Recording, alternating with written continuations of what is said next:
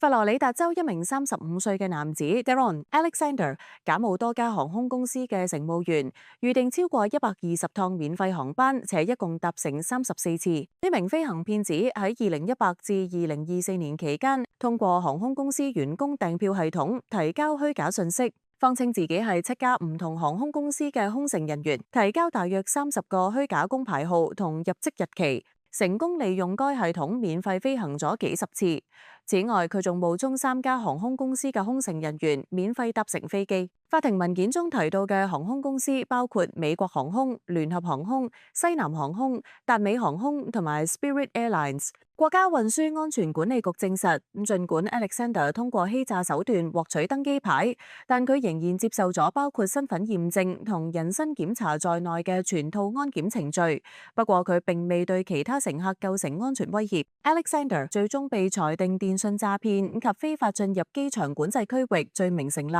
並將會喺8月25號接受判決，最高可以面臨30年監禁。